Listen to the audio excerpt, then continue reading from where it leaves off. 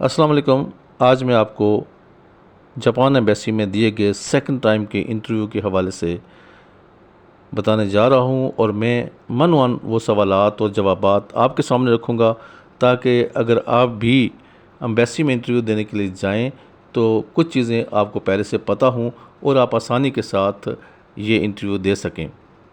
अक्सर लोगों को मैंने देखा है कि जब वो इंटरव्यू के लिए जाते हैं तो उनके चेहरे पे हवाइयाँ उड़ रही होती हैं और वो घबराए हुए होते हैं और बाज़ के तो पसीने तक छूट जाते हैं कि जैसे पता नहीं अगला बंदा एक लठ लेके खड़ा है और जो ही वो इंटरव्यू रूम में जाएगा वो उसको दे मारेंगे। क्या सवालात करेंगे क्या नहीं करेंगे, ये बिल्कुल भी ऐसे ही है कि जैसे आप खाम खा की अपने ऊपर एक परेशानी तारी कर देते हैं। आप परेशानी बिल्कुल तारी ना करें क्योंकि आपके परेशान होने से वीज़ा नहीं मिलता, बल्कि आपके पुरएतमाद होने से, कॉन्फिडेंट होने से वीज़ा मिलता है। जब मुझे इंटरव्यू के लिए बुलाया गया तो मैं एम्बेसी में गया और इंटरव्यू के केबिन में जब मुझे जाना पड़ा तो फिर इंटरव्यू रूम में हस्ब रिवायत जो बुनियादी सवालात होते हैं, पहले उन्होंने पूछा कि आप इंग्लिश में इंटरव्यू देंगे या कि उर्दू में देंगे। मैंने कहा जी कि मैं इंग्लिश में इंटरव्यू दूंगा। मैं बताता चलूँ कि पहले से मैं एक दफ़ा इंटरव्यू एम्बेसी में दे चुका था और मुझे वीज़ा भी ग्रांट हुआ था और मैं विज़िट भी कर आया था। अब सेकंड टाइम उसी पैटर्न में मैंने दोबारा से एप्लीकेशन दी थी। मैं दोबारा जाना चाहता था। वजह आपके सामने आ जाएगी। जो टूर प्लान मैंने बनाया था पहले, जो फर्स्ट टूर पे मैंने टूर प्लान बनाया था उसमें मैंने जब टोक्यो की जगहें जो थी वो नोट की थी कि इन जगहों में जाऊंगा। फिर नागासाकी और फिर हिरोशिमा, ये जगहें मैंने नोट करके दी थी, उनको डेट वाइज दी थी। और जो मेरा मुझे 14 दिन का तकरीबन वीज़ा ग्रांट हुआ था तो उसमें मैं 14 दिन के बजाय मैं 8वें दिन वापस आ गया था। तो अब मैंने वही चीज़ें दोबारा से नहीं लिखी हैं। बहरहाल मैंने टोक्यो का तो स्किप कर दिया था। स्केजूल दिया था कि मैं टोक्यो में उतरना है, रात वहाँ मैंने क़याम करना है, नेक्स्ट डे मैंने नागासाकी के लिए निकल जाना है। और 2-3 दिन मैंने नागासाकी में गुजारने हैं। फिर उसके बाद मैंने चले जाना है हिरोशिमा। जब मैं हिरोशिमा जाऊंगा तो फिर वहाँ मैं चंद दिन गुजारूंगा और फिर मैं वापस टोक्यो आऊँगा और टोक्यो एक रात रह के फिर मैं वापस होमलैंड में चला जाऊंगा। तो ये था टूर प्लान, पूरा डेट वाइज लिखा हुआ था। और आप जानते हैं किस तरह मैंने 3 होटल बुक किए थे। एक टोक्यो में बुक किया था, एक हिरोशिमा में बुक किया था, एक नागासाकी में बुक किया था। तो ये था कि जब मुझे इंटरव्यू के लिए बुलाया गया और मुझे पूछा गया कि पहला सवाल यही था कि आप जवाब जो है सवालात जो है आप के या इंटरव्यू आपका जो है हम इंग्लिश में करें या उर्दू में करें। तो मैंने कहा जी कि आप इंग्लिश में इंटरव्यू कर सकते हैं। फिर उन्होंने रवायती सवाल यही किया कि आप कहाँ कहाँ जाना चाहते हैं। तो वो जगह जो मैंने पहले लिखी हुई थी ऑलरेडी फ़ाइल के अंदर, उनमें से चंद के नाम ले लिए, वहाँ जाना चाहता हूँ। फिर उन्होंने मुझे एक अच्छा सवाल ये किया कि आप पहले भी जापान जा चुके हैं और पहले भी आपने ये जगह लिखी थी, तो आपने उस वक़्त क्यों नहीं इन जगहों को देखा, या अगर आपने ये जगह देखी हुई तो दोबारा आप क्यों जा रहे हैं। तो मैंने कहा जी कि जब मैं फ़र्स्ट टाइम गया था तो मुझे वहाँ का अंदाज़ा नहीं था अखराजात का, और जो मैं बजट लेके गया था वो मेरा 8 दिन में ख़त्म हो गया और 8वें दिन में वापस आ गया था।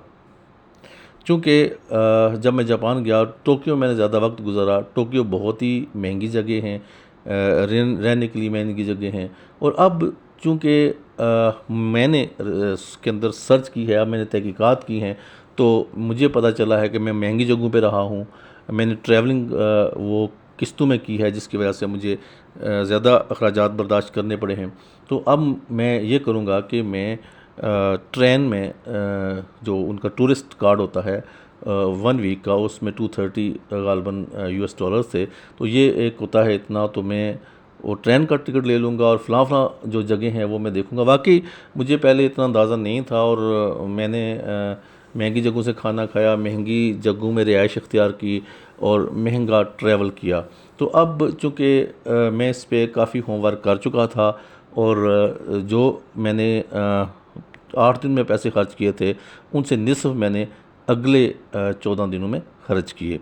तो वापस आते हैं इंटरव्यू की तरफ। तो जनाब उन्होंने कहा कि आपने ऐसा क्यों, कि मैंने कहा कि मेरा बजट जो था वो लैप्स हो चुका था, मेरा बजट ख़त्म हो चुका था और मुझे वापस आना पड़ा। फिर उन्होंने पूछा जी कि आप हिरोशिमा और नागासाकी कैसे जाएंगे। फिर मैंने उन्हें बताया कि इस तरह मैं ट्रेन में जाऊंगा और यहाँ से मैंने एक आध जगह से वो टैक्सी भी करनी पड़ती है, ये करूँगा और वो जगह देखूँगा। फिर उन्होंने कहा जी कि आप काम क्या करते हैं, वही रिवायती सवालात थे। काम के हवाले से पूछा गया, काम बताया गया। फिर पूछा गया जनाब कि आपकी मंथली इनकम कितनी है, वो मंथली इनकम मैंने बताई। और एक सवाल उन्होंने और किया था कि आप फैमिली को साथ लेके क्यों नहीं जा रहे। तो मैंने उन्हें कहा जी कि अभी प्लान नहीं है, जब समर वेकेशंस आएंगी तो फिर मैं फैमिली को लेके जाऊंगा और बच्चों के साथ लेके जाऊंगा। ये था मेरा इंटरव्यू। लेकिन आखिरी सवाल में मैं एक दफ़ा फिर फंस गया। उन्होंने कहा जी कि आप ये बताएं कि जिन होटलों में आप ठहरेंगे उनके नाम बताएं। तो अनफॉर्चुनेटली मैं तीनों होटल्स के नाम भूल चुका था और मुझे एक भी नाम याद नहीं था। मैंने कहा, इधर उधर की बात की, मैंने कहा फ़लाँ होटल में। उन्होंने कहा नहीं नहीं नहीं, आप मुझे होटल के नाम बताएं बस। उन्होंने मुझे फंसा दिया वहाँ पे। तो वाकई मुझे होटल के नाम याद नहीं थे। गर्मी बहुत थी सफ़र में और सुबह का निकला हुआ था, तो जहन में प्रेशर था गर्मी का। तो वैसे भी मैं गर्मी ज़्यादा बर्दाश्त नहीं करता हूँ।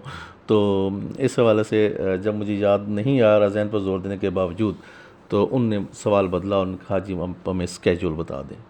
तो वो तो मुझे पता था। मैंने कहा जी मैंने फ़र्स्ट ऑफ़ ऑल टोक्यो में उतरना है फ़लाँ डेट को, और नेक्स्ट डे मैंने जाना है हिरोशिमा, और फिर मैंने नागासाकी जाना है, 2-3 दिन वहाँ है, 2 दिन वहाँ कैंप करना है, फिर मैंने वापस टोक्यो आना है, फिर मैंने नाइट स्टे टोक्यो में करनी है, फिर वापस आ जाना है।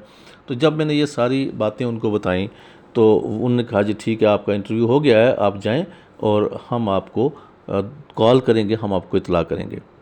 तो इंटरव्यू दे के मैं आ गया। दिल में डाउट सा था कि यार हमें होटल का एक भी नाम याद नहीं था। मैंने 3 होटल बुक किए थे और मुझे एक भी नाम याद नहीं था। खैर जब मुझे कॉल की गई, मैं वापस गया तो ये देखकर अच्छा लगा कि उसमें वीज़ा जो था वो ग्रांट हो चुका था। तो ये सूरत एम्बेसी के अंदर होती है। और मैं आपको बताऊं कि वहाँ पे जब आप इंटरव्यू के लिए जाते हैं तो वहाँ पे ब्लाइंडर लगा होता है ना, आप वीज़ा ऑफिसर को नहीं देख सकते, वीज़ा ऑफिसर आपको देख रहा होता है। आपकी एक एक मूवमेंट, एक एक हरकत आपकी चेक की जा रही होती है। तो आप जाएं, कॉन्फिडेंस के साथ जाएं। जापान एम्बेसी जो है बड़े अच्छे लोग हैं। तकरीबन किसी एम्बेसी के भी बुरे लोग नहीं होते हैं, अच्छे होते हैं लोग। लेकिन वो एक सुलझे हुए लोगों को मानते हैं, सच बोलने वाले लोगों को मानते हैं।